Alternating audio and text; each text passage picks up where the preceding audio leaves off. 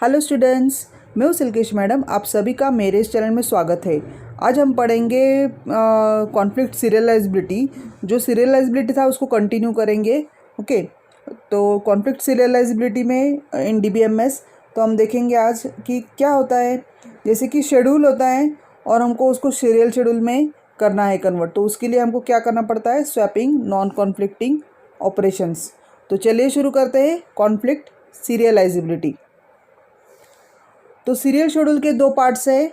एक है, पहला वाला है कॉन्फ्लिक्ट सीरियलाइजेबल और दूसरा है व्यू सीरियलाइजेबल। तो पहले हम आज पढ़ेंगे conflict serializable. A schedule is called conflict serializable if it can be transformed into a serial schedule. वो कॉन्फ्लिक्ट सीरियलाइजेबल को हमको क्या करना है, ट्रांसफॉर्म करना है सीरियल शेड्यूल में by swapping non conflicting operations. Conflicting if all condition satisfy, तो हमको क्या करना है, चेक करना है कंडीशंस है हमारे पास। यहाँ पर हमारे पास 3 कंडीशंस हैं। तो पहले वाला देखते हैं, they belong to different transactions. पहले उसका क्या है कि दो अलग अलग ट्रांजेक्शन्स को चाहिए, जैसे कि एग्जांपल T1 ट्रांजेक्शन है, T2 ट्रांजेक्शन है। Okay, next they operate on same data item. तो सेम डेटा आइटम पे ऑपरेट होने चाहिए, जैसे कि रीड ऑफ ए दिया है। When at least one of them is write operation, कोई एक अगर राइट ऑपरेशन होगा तो। ओके, आप सीरियलाइजेबिलिटी के लिए रेफ़र कर सकते हैं लेक्चर नंबर 57। तो हम लोग एक एग्जांपल की हेल्प से देखते हैं what is conflict serialisable. Okay, consider schedules. Okay, so this is the original schedule. To draw the edges in a precedence graph, we need to check what the conflicting pairs in other transaction। तो क्या check करना है हमको, conflicting players कहाँ आते हैं, other transaction में, मतलब दूसरे वाले ट्रांजेक्शन में, उसी ट्रांजेक्शन में नहीं चेक करना है। ओके, अगर मिल जाते हैं तो क्या करना है, draw the line that is edges when conflict is found. Okay, तो हम लोग देते हैं, ये हमारा शेड्यूल हो गया S1। तो ये S1 शेड्यूल में हमारे पास दो ट्रांजेक्शन है यहाँ पर, T1 एंड T2। तो हम लोग ये करते हैं कि T1 में क्या क्या है, पहले T1 एग्जीक्यूट हो रहा है, रीड ए राइट ए। उसके बाद फिर T2 की तरफ आते हैं, रीड ए राइट ए। उसके बाद अगेन दोबारा से T1 में जाते हैं, रीड बी राइट बी। और फिर आते हैं T2 की तरफ, रीड बी और write B. Okay, check the conflicting pairs in the schedule. ओके, हम लोग चेक कर देंगे कॉन्फ्लिक्टिंग पेयर्स। तो पहले देखते हैं कि हमारे पास है रीड ए। तो रीड ए हमने रीड किया, उसको कॉन्फ्लिक्टिंग पेयर के लिए हमारे पास है ये कंडीशन चेक करना है। पहले कंडीशन क्या है, रीड और राइट। रीड होगा तो कॉन्फ्लिक्टिंग पेयर उसका राइट होगा, राइट होगा तो उसका रीड होगा, और रीड राइट होगा तो अगेन राइट होगा। ओके, सो पहले देखते हैं रीड ए। रीड ए का कॉन्फ्लिक्टिंग पेयर क्या होगा, मैंने रेड में लिखा है, उसका पेयर है राइट ए। तो हमको चेक कहाँ करना है, राइट ए T2 ट्रांजैक्शन में चेक करना है। तो राइट ए कहाँ पर है, एग्जिस्ट है, येस हमको मिल गया, ये देखो राइट ए मिल गया। सो T1 right A exist in T2, so draw the line. हमने क्या किया, अभी हमारे पास ये दो वर्टेक्स है T1 एंड T2, और हमने ये T1 से लेकर T2 को लाइन ड्रॉ कर लिया। क्यों, क्योंकि हमको कॉन्फ्लिक्टिंग पेयर मिल गया T2 में। So we are drawing line T1 to T2। अभी नेक्स्ट चेक करते हैं write of write A. Write A का क्या है कॉन्फ्लिक्टिंग, रीड ए और राइट ए। यहाँ पर दो कॉन्फ्लिक्टिंग पेयर से, दोनों रेड में लिखे, रीड ए और राइट ए। तो again check in T2, read A है क्या, येस है, मिल गया। राइट ए है क्या, येस है, मिल गया। तो हमको ये दोनों मिल गए हैं।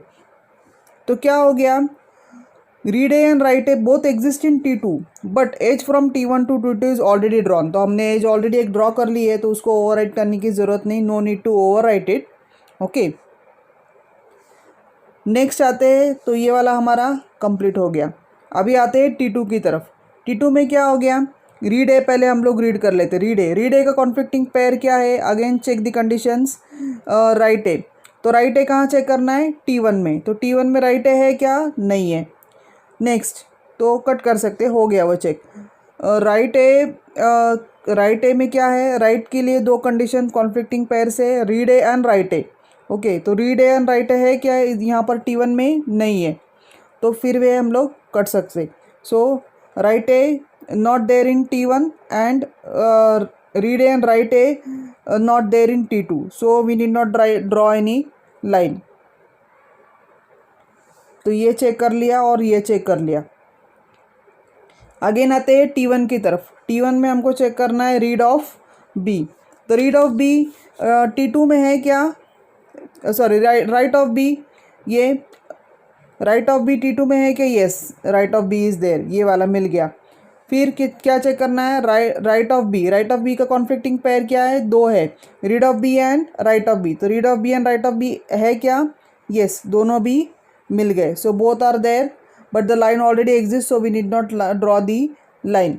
ओके, तो हमको ये मिल गया, ये हो गया और ये भी हो गया।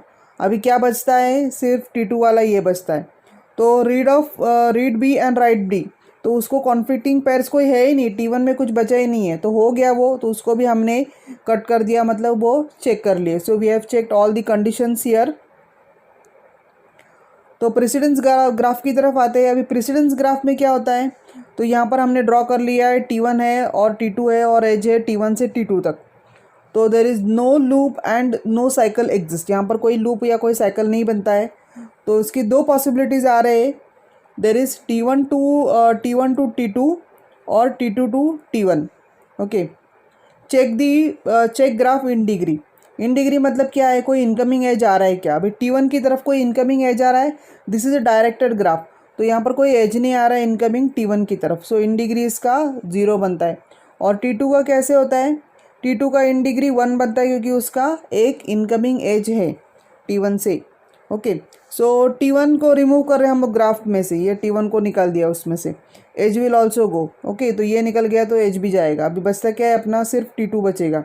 तो we have T1 now, only T2 is add T2 to T1, तो T1 को T2 मिल गया, तो we got this particular sequence.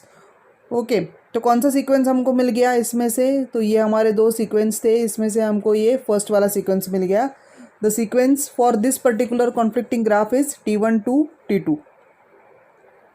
तो आखिर में आते समरी की तरफ। Sequence is T1 to T2, sequence मिल गया। It is conflict serializable, it is serializable and it is consistent. Okay, तो ये हो गया हमारा कॉन्फ्लिक्ट सीरियलाइजेबिलिटी के बारे में। तो अभी हम व्यू सीरियलाइजेबिलिटी नेक्स्ट लेक्चर में देखते हैं। तब तक के लिए thank you and keep watching.